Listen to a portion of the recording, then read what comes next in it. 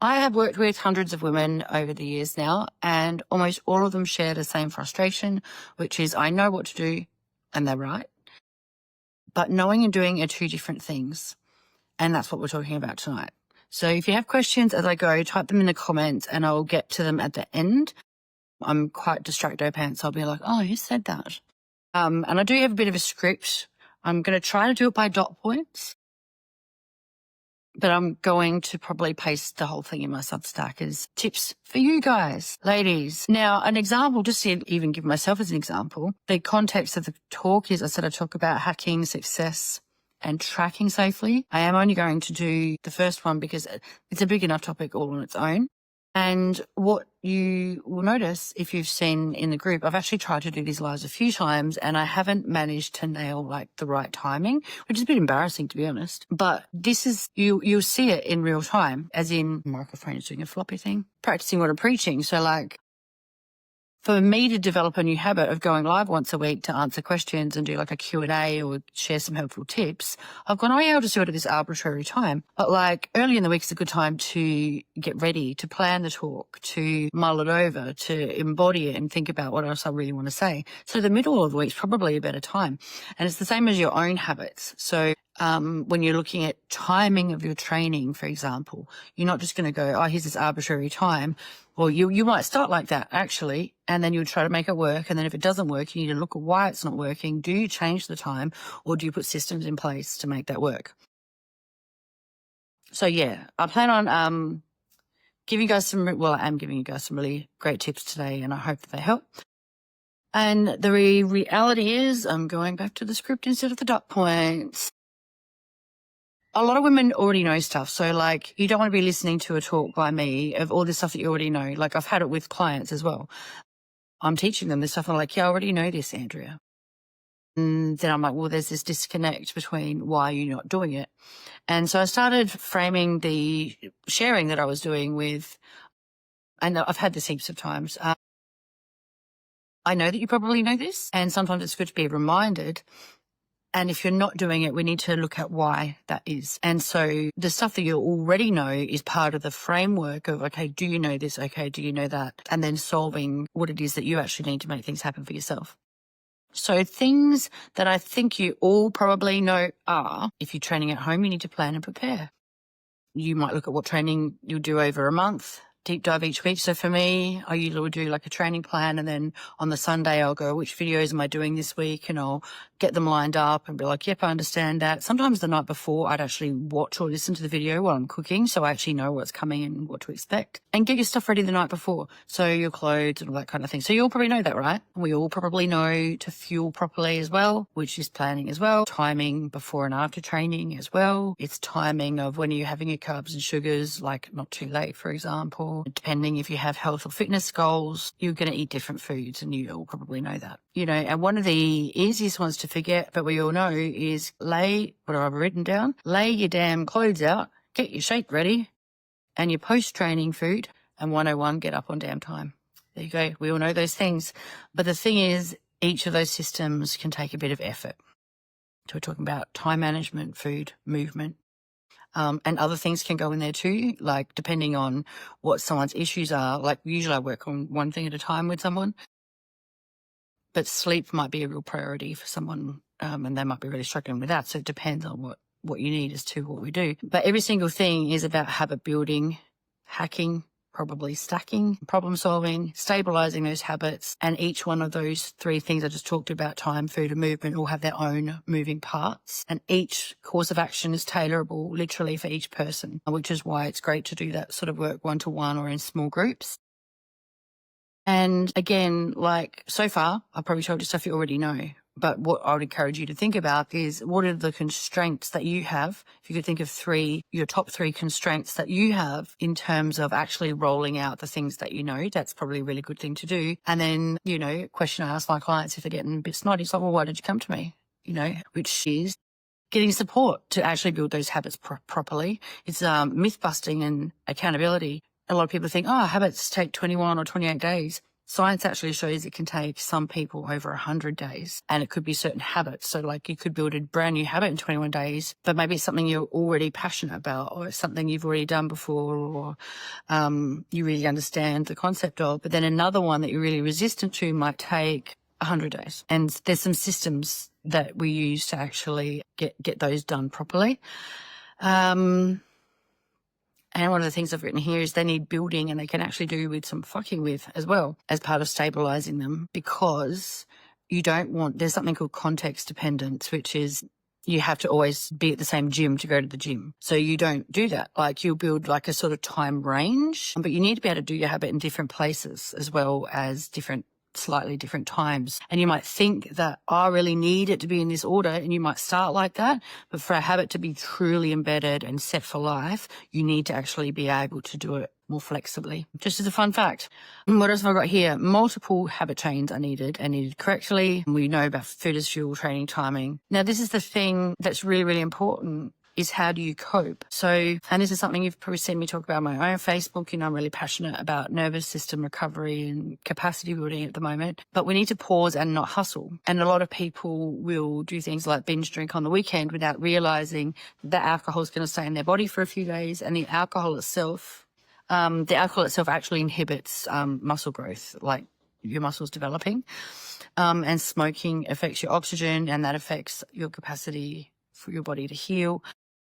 But we sometimes think, 80-20 rule, I could do that on the weekend. And you can a little bit, but you need to have awareness that it has those costs. So we might do those things to pause, but we're not really pausing because we're putting our body under stress. And so that's how come I integrate pausing into my day, as in I usually connect with my true self in the morning. I do like a no sleep, deep rest. And anyway, I do it a couple of times a day, and I'm working on slowing my life down, because when we are actually stressed, and this is a really important factor when it comes to those of you who maybe want to lose weight or change your physique to achieve a fitness goal or build a lifelong habit of training, which we all need into old age. When we're under a lot of stress and we don't get any of those pauses where we're with just gently with our true self, when we're really connected and we're not planning and we're not reviewing, we need those times for our nervous system to settle and to come out of the fight or flight feelings or the high cortisol feelings. And when we're in that state, it's actually really, really hard to change your physique. Your body's just too prepped and primed already. I know this from experience. It's how come I struggled to lose weight, and I'm, on the wagon of getting that moving. And it's somatic nervous system recovery work that's really been key to that, and pain management. So we really, really do need to create those pauses, and that's why I honestly think that and maybe do a like or a comment when you get to this bit. If this has been you ever, if you've ever picked up a fitness regime and then it just hasn't lasted, like you haven't managed to sustain it. And sometimes that's because, usually it's because people go too gung-ho into it. They go in too hard, too fast.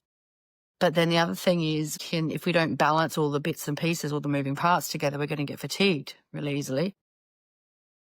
And if we're not actually pausing and stopping and letting ourselves have that downtime, our bodies aren't going to be able to make those changes. And then we also can't, without that pause, we also can't see what we really need in life. So I've worked with a number of women who, as part of their coaching, ended up leaving their partner. And it wasn't like I'm coming to coaching to do this. One of them, one of the earlier ones, I uncovered it as part of coaching her for her physique coaching, and we were unpacking the barriers, and she kept having all these issues with her partner. And eventually I said to her, look, why don't I support you to do that instead of improve your health, because you actually can't do both at the same time. You're not safe. And that was when I was at the studio. We actually ended up having her escape plan basically stored in her case files at the studio. And it's happened multiple times where part of someone uncovering their self-care and their needs for self-love, the relationship ends up breaking down, which that might sound really scary, but you have options. You can go to relationship therapy. And I guess the issue is, if your partner doesn't end up,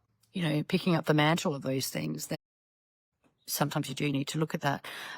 And other times there's other things that need shedding as well. Like it could be a really unsupportive job that you're really stressed in, and it makes you drink at night, or it makes you doom scroll all the time, or you're just so exhausted from feeling emotionally drained that you just can't be fucked training. So there are different things that you may need to shed, and all of that comes about by actually stopping and pausing. So having a little look at this note, one more, just making sure. So I think I've said it all. The missing piece many women do not know properly and certainly do not integrate is how to pause properly. And I'll be sharing more little free videos here and there. But if you want a under 2-minute practice just to feel it, comment practice, there's one over on Instagram at the moment. I'll be making more of those sort of little things to share. And what you do with that, just in a nutshell, in terms of how do you coach yourself to pause more and increase that time, that's literally start small and build up time. I've also got like my 5 favorite practices. So if you're interested in any of those, just write practice and I'll drop the links below. And yeah, the thing is, you take a little piece of time and you carve it out, you pause, and then you increase that and you increase it. And then you learn different techniques to get different results as well. So you can anchor into and find your true self, which sounds really weird to people when you've not done it before. But it's like, you know how your head talks and you can have an argument in your own head, right? If you think of that as parts of yourself, but in there is the sun, like your true self, and those parts are like clouds. And it's like you need to sink away from the mess and sink into your true self. There's ones where you can really, really relax your body by feeling and noticing that you're being held by the earth or the chair that you're on. There's a number of other ones. So it's about learning the different techniques so that you can apply them when you need them, but deep dive into them bit by bit so that you can get the results that you need when you want them and can be the person that you want to be. Like I know, like I've met so many women who get angry really easily. They snap really easily. And some of them justify it and they're like, well, you know, what do they expect? But really deep down, we all know we're not supposed to be going around yelling at people, right? And I firmly believe from my own life's journey, because I used to do that as well, and it's very rare that I do now, I am responsible for my actions. So just because someone's abusive to me isn't a permission slip for me to be abusive to them, right? So I'm responsible. You've probably had it as well, like or known it when you've had a partner or your friends had a partner and they'll push you, and then suddenly you're the crazy one for reacting.